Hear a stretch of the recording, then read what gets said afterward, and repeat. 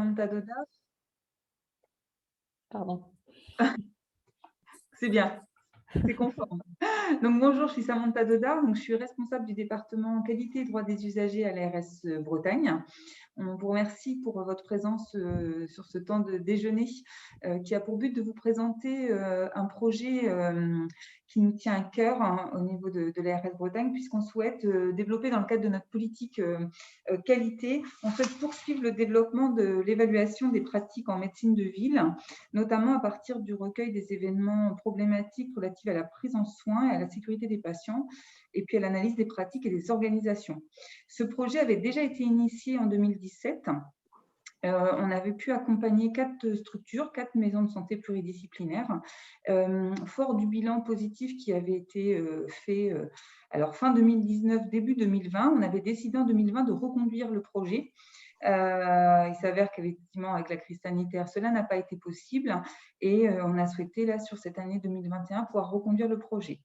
L'objectif, effectivement, c'est de lancer un appel à candidature sur le mois de juillet, août, septembre, que les MSP puissent candidater à partir donc d'un cahier des charges et un dossier de candidature qu'on a voulu très light, de façon à ce que les MSP n'aient pas de difficulté à le renseigner et que sur le temps estival, ils ne soient pas mis en difficulté pour le renseigner.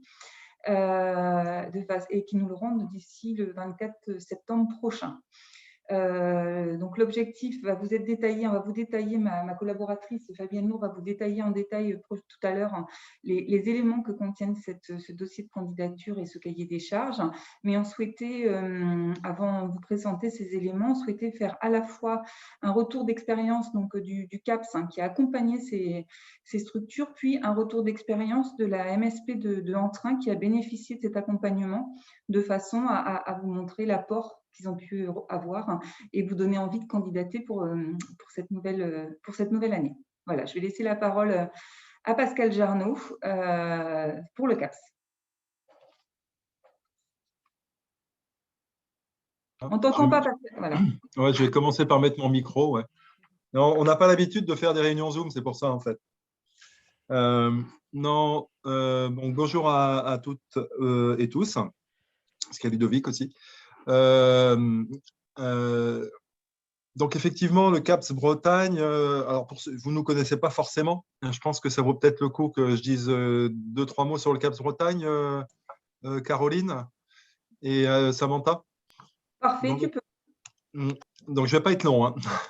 Le CAPS Bretagne, alors vous verrez sur la première page du diaporama, parce qu'on a fait 4 diapos, c'est ce qu'on appelle une structure régionale d'appui à la qualité des soins et à la sécurité des patients. Alors voilà, ça fait un peu novlangue, mais c'est des structures qui sont réglementaires. Le CAPS Bretagne existe depuis 2014, mais est nommé réglementairement par l'ARS de Bretagne depuis décembre 2019. Et le titre, c'est vraiment ça, le structure régionale d'appui, donc vous entendrez peut-être SRA, à la qualité des soins et à la sécurité des patients. Le CAPS Bretagne, donc ça veut dire coordination pour l'amélioration des professionnels de santé en Bretagne. Au départ, a été créé donc à l'initiative des fédérations hospitalières et notamment de la fédération hospitalière publique, donc la FHF, et a tout de suite été soutenu par l'ARS. Donc on existe depuis le 1er janvier, on existe depuis l'été 2013 et on fonctionne depuis janvier 2014. Et donc, au départ, on avait vraiment un tropisme essentiellement hospitalier public, puis hospitalier privé. Et depuis 2017, donc le secteur médico-social personnes âgées. Et effectivement, en tant que structure régionale d'appui, on s'ouvre à tous les professionnels de santé au-delà des professionnels hospitaliers du champ médico-social. Et l'URPS dans son ensemble, donc toutes les URPS adhèrent en fait au CAPS Bretagne. Donc voilà la première chose. Donc on s'ouvre petit à petit vers le champ ambulatoire et c'est vrai que le travail qu'on avait fait à l'initiative de l'ARS en 2018-2019 auprès de 3 maisons de santé pluridisciplinaires, puis une 4e sur l'analyse d'événements indésirables graves, voilà, nous a permis de nous rapprocher de ce secteur. La deuxième chose que je pourrais dire en introduction, c'est que on est en appui des professionnels de santé pour la prise en soin des patients sur l'ensemble de leur parcours. Donc, bien entendu, les patients, leur prise en soin ne s'arrête pas à l'hôpital ou en secteur médico-social. Donc, ça paraît très important de pouvoir avoir des échanges avec vous. Et c'est vrai que des liens avec vous, bon, on en a, moi j'en ai de façon historique avec la directrice d'Essor, Béatrice Alarcoalan, on a accompagné quelques travaux ensemble. Et puis la deuxième chose, c'est vrai que l'épidémie de Covid nous a permis de monter quelques conférences ensemble l'année dernière dans quelques territoires de santé. Donc voilà, donc il y a une vraie volonté de notre part en fait ben voilà, de s'ouvrir au champ ambulatoire et notamment de collaborer avec Essor pour accompagner les professionnels. Et merci Samantha d'avoir présenté ça comme ça sur l'analyse des pratiques et des organisations. Et pas seulement effectivement sur ben voilà, des choses qui sont quand même un peu spécifiques sur l'analyse des événements indésirables. Donc je pense que là, on est vraiment raccord. Voilà pour l'introduction et la présentation du CAPS Bretagne. Et bien sûr, on est à votre disposition pour y répondre parce que je suis avec 4 collègues, dont 2 visibles en fait. Marina qui a son masque parce qu'il y a 2 autres collègues avec elle, et puis Véronique voilà, qui n'a pas de masque parce qu'elle est toute seule.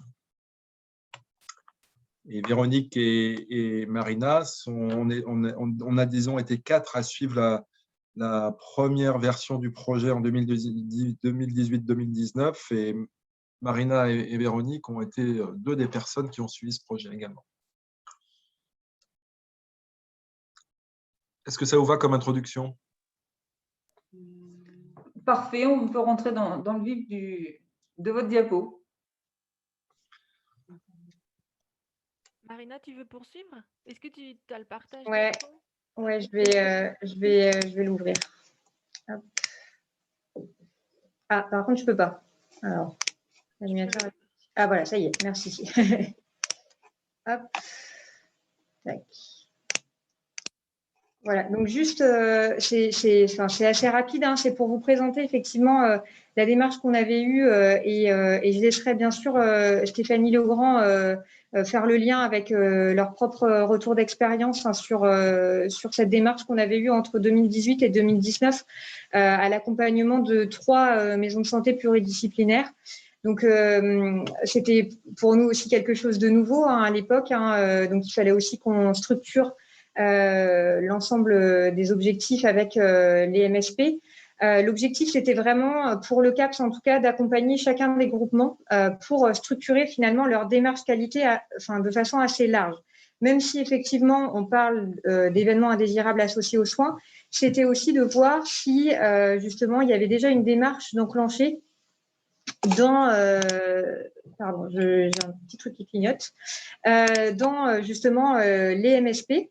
Donc, l'idée, c'était vraiment de voir s'il y avait une structuration, donc des réunions potentiellement avec tous les professionnels de la MSP pour lequel on pouvait, sur lequel on pouvait s'appuyer pour pouvoir justement analyser, sensibiliser les professionnels à ces événements indésirables. Mais ça, c'était vraiment le début parce que déjà, si la MSP n'avait pas ces temps de réunion, ces temps d'échange propices en tout cas à structurer la démarche qualité, c'est vrai que ça prenait déjà du temps de se dire, voilà, aujourd'hui, qu'est-ce qu'on a comme temps dédié à pouvoir, de manière pluriprofessionnelle, échanger sur les événements indésirables, mais de manière beaucoup plus générale sur la démarche qualité. Potentiellement, je sais que certaines MSP avaient déjà largement commencé à travailler, par exemple, sur des procédures, des modes opératoires pour les professionnels. Voilà, c'était vraiment de faire ce lien avec tout ce qui existait déjà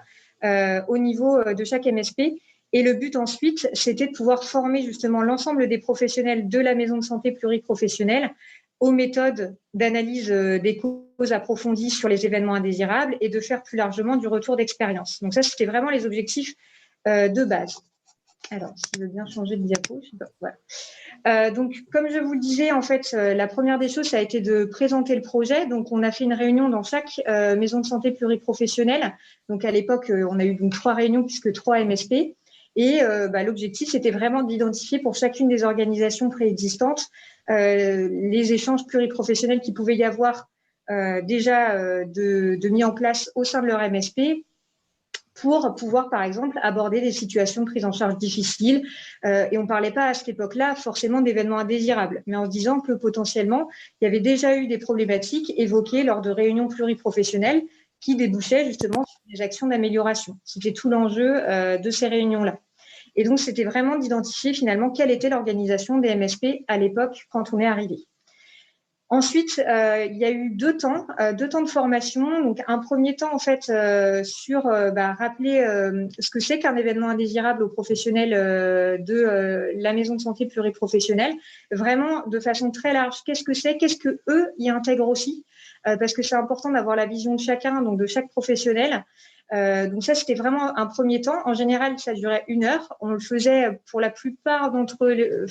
Et d'ailleurs, je pense que c'était pour chaque MSP, on l'a fait sur le temps du midi. C'était le temps, où les professionnels étaient disponibles pour pouvoir le faire. Et puis ensuite, on faisait un deuxième temps de formation sur l'analyse